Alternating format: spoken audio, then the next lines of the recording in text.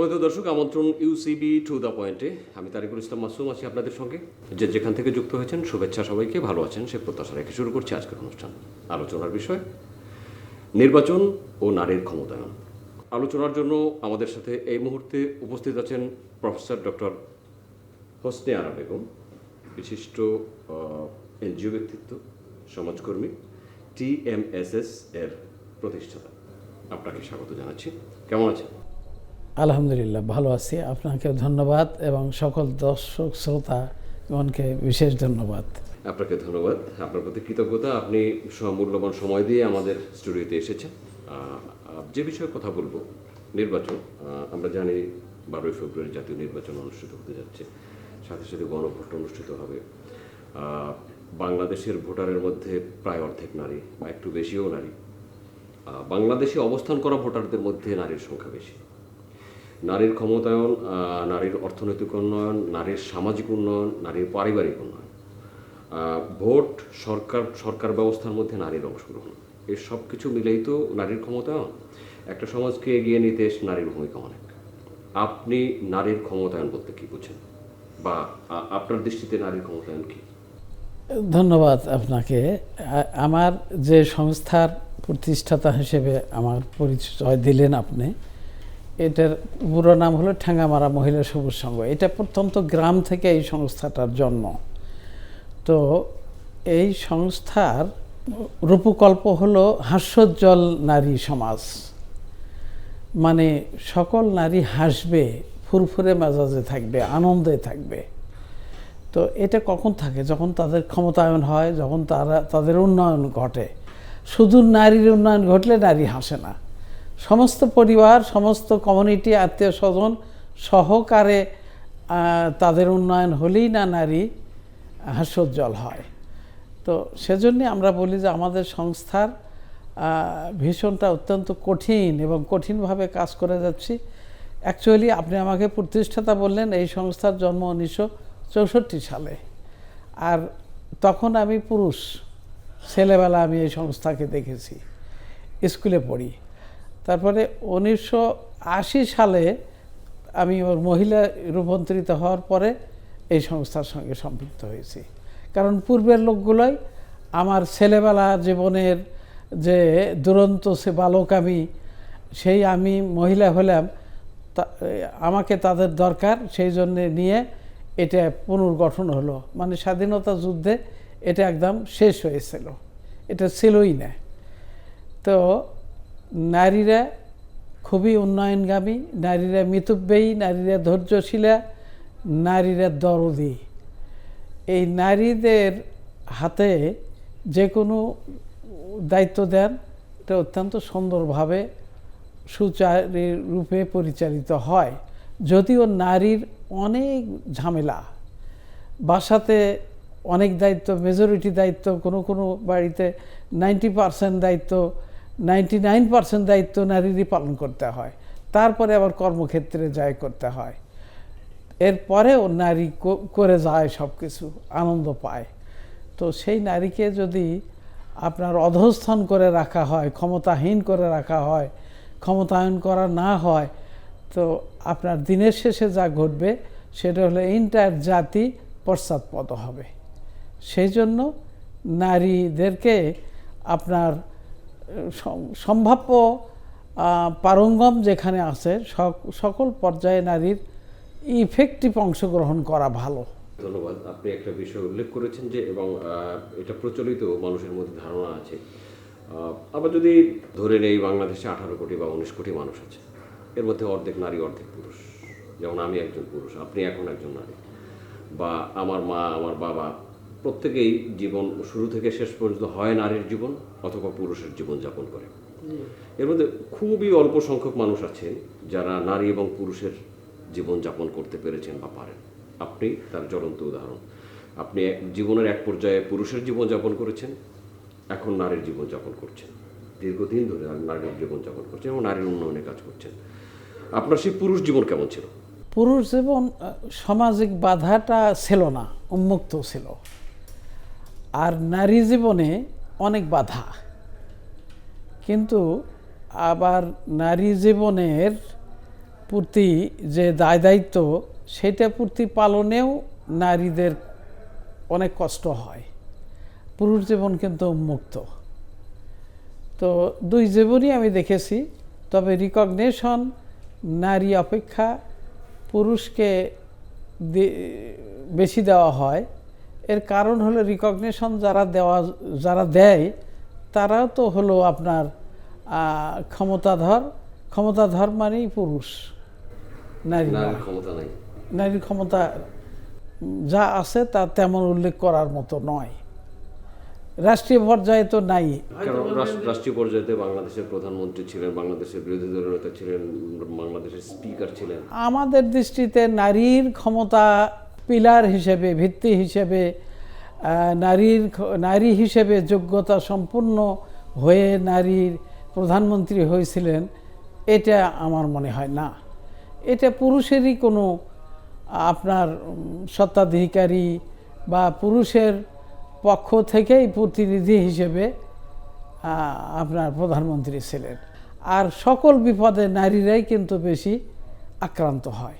যে কোনো বিপদে, দুর্যোগে বলেন, প্রাকৃতিক দুর্যোগ বলেন, বন্যা বলেন, ঘূর্ণিঝড় বলেন, মনুষ্য সৃষ্টি দুর্যোগ বলেন, সর্বক্ষেত্রেই কিন্তু দুর্যোগগুলো এবং ডিসঅ্যাডভান্টেজগুলো নারী এবং শিশুর দিকে প্রবাহিত হয়।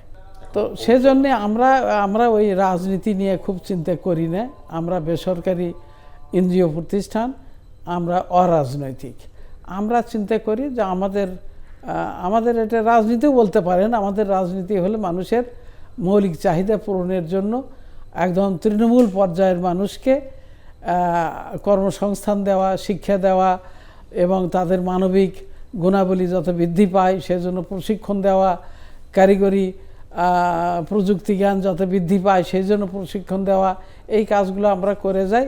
সকল সরকারই আমাদেরকে সহযোগিতা দিয়ে থাকে এবং আমরা আশা রাখি আগামীতেও যে সরকার আসবে তারা তাদের স্বার্থেই অগণিত অসংখ্য এই যে ছোট্ট একটা বাংলাদেশে এই যে মানুষ এর যে সংখ্যা, অতিরিক্ত সংখ্যা, তাদেরকে সম্পদে পরিণত করার জন্য, তাদেরকে ভালো পথে চালিত করার জন্য, তাদের হাতে কর্মসংস্থান দেওয়ার জন্য আমরা বেসরকারি সংস্থা তথা প্রাইভেট সেক্টরকে গুরুত্ব তা স্বাভাবিক জ্ঞানই দিয়ে থাকবেন। বিশেষ জ্ঞান লাগবে, স্বাভাবিক জ্ঞানই তারা আমাদের। নির্বাচনী প্রচারণার মধ্যে একদল আর এক দলের বিরুদ্ধে অভিযোগ তুলছে, নারীর ক্ষমতায়নের পক্ষে কেউ না, নারীর ক্ষমতায়নের পক্ষে কেউ। নারীদেরকে নিয়ে কথা বলা হচ্ছে। এইটা ওনাদের যারা বলছেন তারাও বোঝেন যে নারী ক্ষমতায় হলেই সেই নারীকে যদি আমরা মাথায় তুলি, তো ধরেন যারা অনেকদিন ক্ষমতায় ছিলেন তাদের দলেরও নারী কেউ নমিনেশন পায় নাই, তারা কিন্তু ক্ষমতাধর এবং একদম এই সমাজের সঙ্গে পোড় খাওয়া রাজনীতিক মহিলা, তারাও কেউ পায়নি। আবার অন্য দল, ওই যে ইসলামী দল যারা 11 দল না 10 দল, তারা বলতেছে এখনো রেডি না, নারী এই পোড় খাওয়া নয়, ফলে এই সমাজে তারা এই অবস্থায় রাজনীতিতে প্রস্তুত করতে হবে। এই সমস্ত কথা, উভয়ের কথাই তো আপনার ফেলে দেওয়া নয়। আপনি কি মনে করেন নারীরা প্রস্তুত এখন? না, এখনও তো প্রস্তুত হলে তো প্রস্তুতকৃত অনেক মহিলা, তাদেরকেই তো গুরুত্ব দেওয়া হতো, তারা তো গুরুত্ব পায় নাই। যেমন ধরেন ওই নীলুফার ইয়াসমিন নামক একজন, তারপরে আরও আছেন এরকম অনেক কয়েকজন। প্রস্তুত হয় নাই মানে এখানে কম্পারেটিভ তুলনাটা করা হয় সমাজের সঙ্গে, অন্য অনেক কিছু ফ্যাক্টরের সঙ্গে। তো সকল ফ্যাক্টর যখন নারীর সহায়ক হবে তখনই নারীর স্বাচ্ছন্দ্য আসবে। সেটা কবে হবে বা কীভাবে হবে সেইটা আমরা আশাবাদী আস্তে আস্তে হবে। আপনি যখন পুরুষ জীবন যাপন করেছেন তখন আপনার পরিবারে আপনার গ্রহণযোগ্যতা কেমন ছিল? যখন নারী জীবনে আসলেন তখনকার গ্রহণযোগ্যতা, বা আপনি এই ট্রানজিশন পিরিয়ডটা কিভাবে পার করেছেন তখন সমাজে? শোনেন, স্পষ্ট কথা বলতে গেলে তো অনেকেই বেজার হবে, এমনকি পরিবারও বেজার হবে। পরিবার বলি, সমাজ বলি, আপনার কমিউনিটির বৃহত্তর পরিসর বলি, এমনকি জাতি বলি, আমার মনে হয় যে যারা এই পরিবার, সমাজ, জাতির কন্ট্রোলিংয়ে থাকে তারা আগে নিজেদের স্বাচ্ছন্দ্যটা দেখেন। যে কোথায় ভর করলে আমার ক্ষমতা, আমার অবস্থানটা ঠিক থাকবে। পিতামাতা কেন ছেলেকে গুরুত্ব বেশি দেয়? গর্ভধারিণী মাতা পিতারাও ছেলে মেয়ে অপেক্ষা, আমি শহরের কথা বলছি না, আমি যেহেতু গ্রামে থাকি, গ্রামে ছেলেদেরকে বেশি গুরুত্ব দেয়। কারণ এই ছেলে আমার বাড়ির বংশের বাতি জ্বালাবে, মেয়ে চলে যাবে অন্যের বংশে। তো এটা পিতামাতার একটা স্বার্থের চিন্তা না? নচেত কিন্তু আপনার কন্যাই কিন্তু বেশি পিতামাতার প্রতি দরদশীল এবং পিতামাতার সুখ স্বাচ্ছন্দ্যের দিকে দেখেন। ওইখানেও একটা স্বার্থর কারণে সে আমার বাড়িতে থাকবে না, অন্য বাড়িতে যাবে। তেমনি সমাজের যারা প্রভাবশালী প্রতিপত্তি, কার সঙ্গে অবলম্বন করলে ওই সমাজে কন্ট্রোলিং হবে তার সঙ্গে যোগাযোগ করে।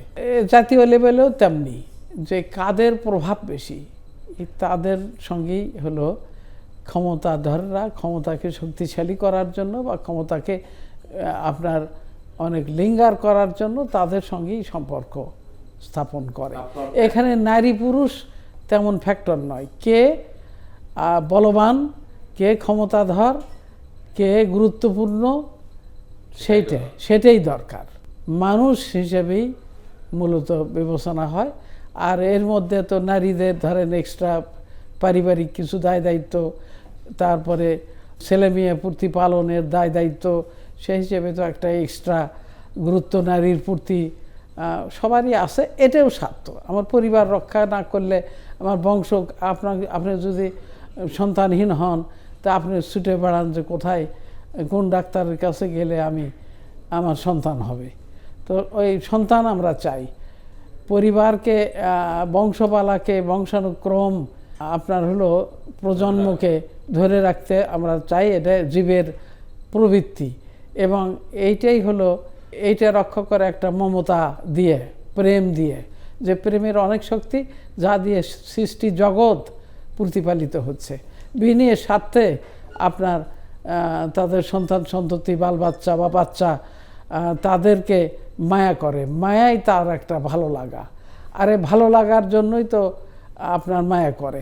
আপনি যদি গ্রামে দেখেন যারা একটা মুরগি পোষণ করছে, তার 12টা বাচ্চা, ছোট ছোট বাচ্চা, ওই মা মুরগিটার পেটে খাবার নাই, দোনায় কোনো খাদ্য নাই, একটু খাবার, একটা আরশুলাও এরকম করে উল্টে পড়ে আছে, তাকে ঠুকরে ঠুকরে ও খাচ্ছে না, ছোট ছোট করে দিচ্ছে আর এই বাচ্চাদেরকে ভেঙে ভেঙে দিচ্ছে, বাচ্চারা খাচ্ছে। কিন্তু ও মা জানে যে ওই ছোট মুরগিটা বড় হয়ে ওর কোনো কাজে আসবে না, কিন্তু ওই সময় সে মমতা পায়, দিয়ে দিয়ে খাওয়ায় মমতা পায়, এটাই ওর লাভ। তো মমতা, প্রেম তো বড় একটা আপনার শক্তি, বড় একটা লাভ। এবং এই প্রেমের যে বন্ডেজ, প্রেমের যে মায়া, এইটা আছে বলেই আপনার দুনিয়া ঠিক আছে, সৃষ্ট জীব ঠিক আছে। আমি ওই যে সিরাজ ভাইও অশোকা প্রাপ্ত, আমিও 5টি অশোকা ফেলো, আমিও 5 বছর অশোকার স্টাডিতে এগুলো দেখেছি যে আসলে আমরা বিভেদ করি মানুষে মানুষে, এটা অহেতুক। প্রত্যেকটি মানুষ আল্লাহ তাআলার অনুগ্রহের রহমতে আছে। সৃষ্টি বা প্রকৃতি বলেন, তার রহমতে অনুগ্রহে আছে। সুতরাং কোনো মানুষের উচিত না কোনো মানুষের বিরোধিতা করা। তো এই যে বর্তমান যে কাঙ্ক্ষিত আমাদের একটা ইলেকশন হতে যাচ্ছে, সেখানে আমরা চাচ্ছি যে রাজনৈতিক দলগুলো নিজেদের কে কী করবেন তাই বলুক, কিন্তু দোষ না ধরে কে কী করতে চান সেইটা বলে সামনে অগ্রসর হলে রাজনীতিটা শান্তিতে থাকবে এবং সংঘাত আসবে না, আর সেখানে কোনো বিপদ থাকবে না। বিপদ না আসলে নারী এবং শিশু বেশি উপকৃত হবে। নারীর ক্ষমতায়নের ক্ষেত্রে সবচেয়ে বড় প্রতিবন্ধকতা আপনি কি দেখেন? সবচেয়ে বড় প্রতিবন্ধকতা হলো আপনার মূল্যবোধ, এই সামাজিক দৃষ্টিভঙ্গি। শিক্ষার থেকেই তো এটার জন্ম হয়। শিক্ষা বেশি হলে এই মূল্যবোধ এবং সামাজিক দৃষ্টিভঙ্গির নেতিবাচকতা কমে যাবে। এ কারণে আমরা কিন্তু বাংলাদেশের কোনো এনজিও, টিপিক্যাল এনজিও যত দেখেন, আমাদের ব্যতিক্রম ধর্মীতে আমাদের 43টা সরকার অনুমোদিত শিক্ষা প্রতিষ্ঠান চালাই। যার মধ্যে মেডিকেল কলেজ বাংলাদেশের মধ্যে বেসরকারির মধ্যে সেরা medical college TMSS medical college, তারপরে 15 university of science and technology. নারীর উন্নয়নে জিও এবং এনজিও, সরকার এবং রাজনৈতিক দল এবং এনজিওগুলো বা সাধারণ মানুষ বা শিক্ষক বা সাধারণ মানুষ বা নারীরা, নারী বা পুরুষ যেই হোক, আমরা আসলে একটা পরিচিত আমাদের কমন মানুষ, মানুষের উন্নয়নের জন্য কী করা উচিত? মানুষের উন্নয়নের জন্য প্রথমত মানুষকে ভালোবাসা উচিত।